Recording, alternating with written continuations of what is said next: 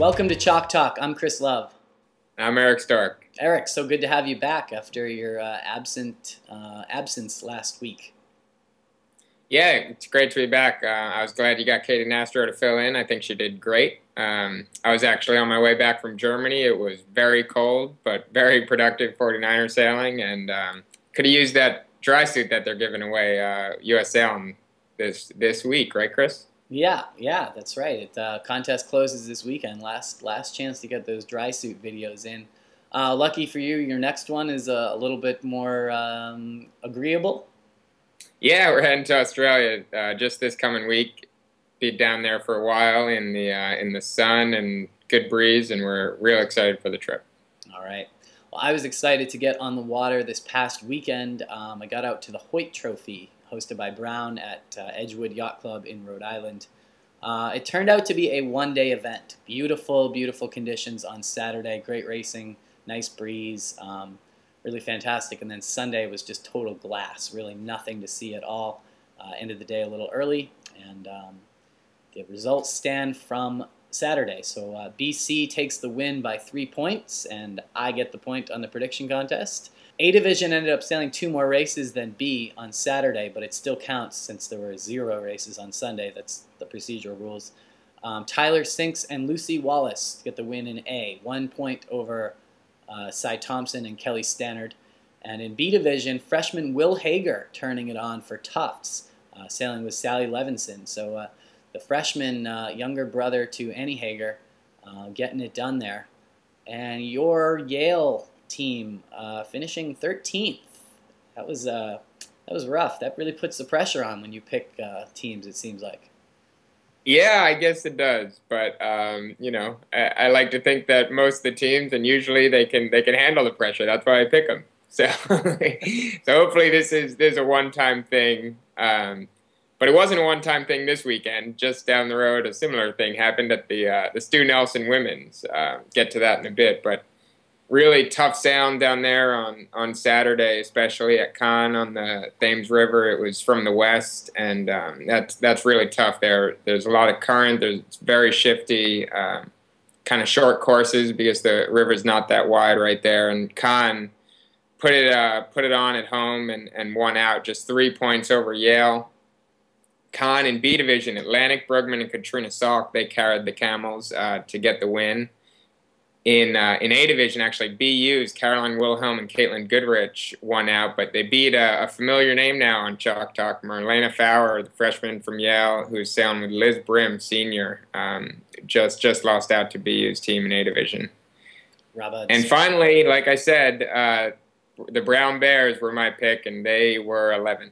So let's all agree, everybody in college sailing, that there is no such thing as a, as the cover of Sports Illustrated for Eric, and if you're picked by me, there won't be any pressure. You'll just go out and sail the way you know how to sail. I would hate to be the team that you pick this week, I'll tell you that. Also, this past weekend in the Midwest, match race championship / qualifier for nationals held at the Chicago Match Race Center, a great place to do match racing. You've got teams that really, I think, were learning the boats and learning the game. You saw a lot of shifting. The teams that started off sailing really well didn't end up getting it done in the semifinals and finals. You had Michigan ahead early. They lose to Wisconsin in the semis and drop to 3rd. Wisconsin powers first through Michigan and then overtakes Minnesota, who had been sailing really well through the second part of the round robin.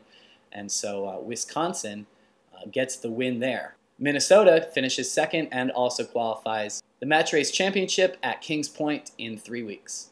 Also having their Match Race champs this weekend was the PCC SC. Real interesting watching the results from there. University of Hawaii was actually undefeated in the round robin. They were seeded first into a knockout gold round of the top 4 teams. CMA was seeded 4th. And then in between them, UCSD and USC were tied, seeded 2nd and 3rd. So UH and CMA met, and USC and UCSD met. CMA actually took the first 2 races and moved on to the finals from UH. and USC beat out UCSD. CMA then went down no races to one on USC, but then managed to come back again, just like they did in the morning, won 2 straight races. And CMA will move on to the Nationals in New York in a few weeks. I'm excited. Sounds like it's going to be a good battle.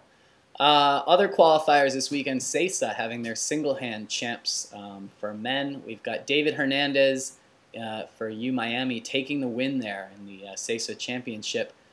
Eric Bowers for Charleston finishes second, and 1 point back. Zach Marks from USF finishing third to qualify for single-hand nationals at USF in 2 weeks. Zeke Horowitz misses. He finishes fourth. The OCS killed him. Then we got this coming weekend. This weekend we have 2 dinghy qualifiers, Mesa and Nisa, big regattas to be watching out for. These are the qualifiers for ACCs coming up in 2 weeks. So in the Mesa district, we've got 7 teams looking to qualify at the War Memorial. This one's going to be held at Hobart William Smith. Eric, what do you see in this lineup? Yeah, well, I think at the War and in Mesa in general, there's 4 teams kind of separated from the rest of the pack. That's Georgetown, St. Mary's, the home team, Hobart William Smith, and Navy. They shouldn't have a problem qualifying. That they're all looking for the win there. And then you've got kind of the next pack that I'm seeing: ODU, SUNY Maritime, Kings Point, UPenn, Washington College, and the newly coached Cornell team kind of looking to break into that pack. Yeah, absolutely. And then you've got a whole bunch of teams that we don't really hear much from. It'll be kind of fun, I think, to see them facing off against the varsity teams that are usually traveling when they're sending their regattas.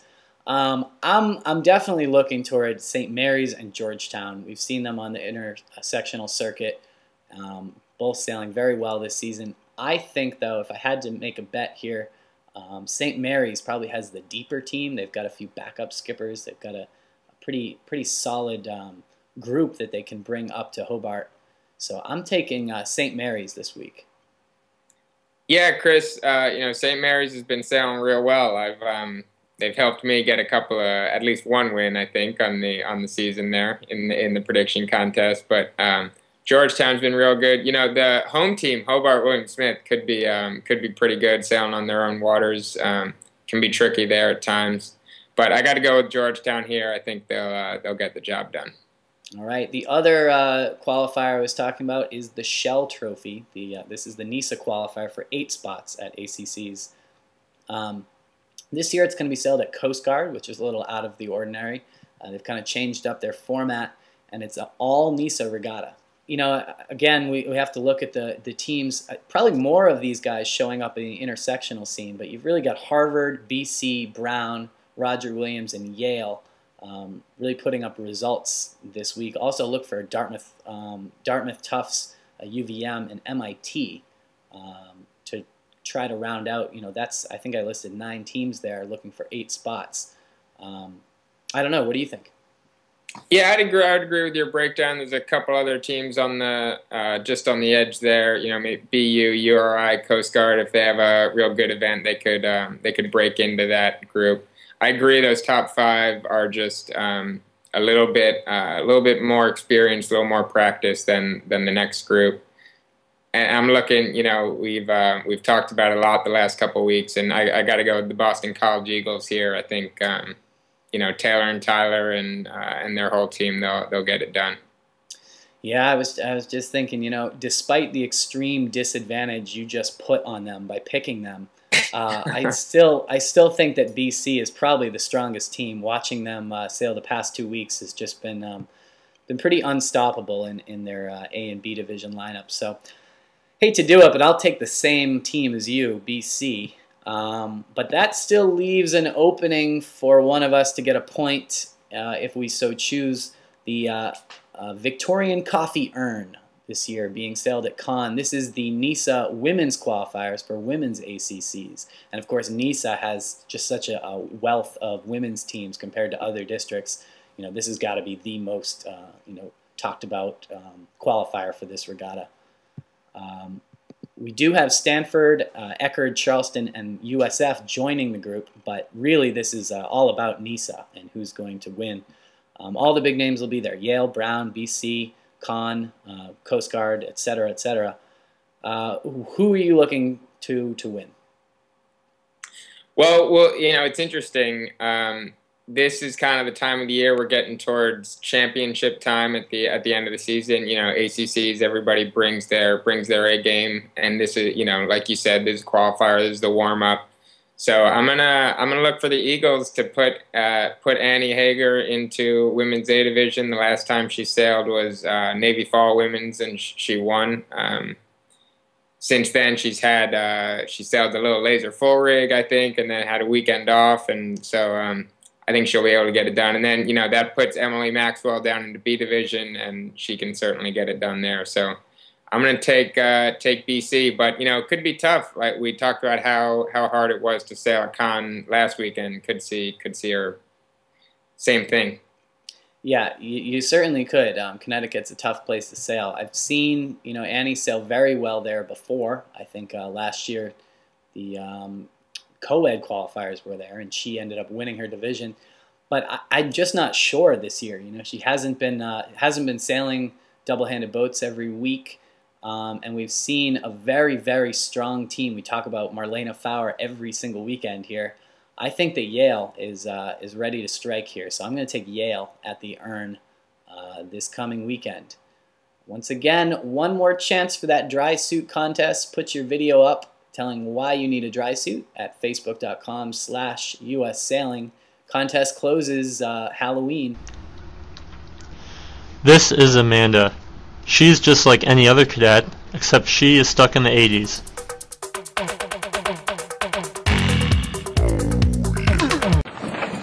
Sam, did you see MacGyver yesterday? It was so cool. We're tacking. Don't hate, this is fresh gear. As you can see, Amanda needs a new dry suit. Not only because hers has no seals and is not waterproof, but also so that she can come back to this decade. So get those videos in, and we'll see who's got the best one. Eric, thanks for coming back to Chalk Talk. We'll see you next week. See you next week, Chris. Great to be here.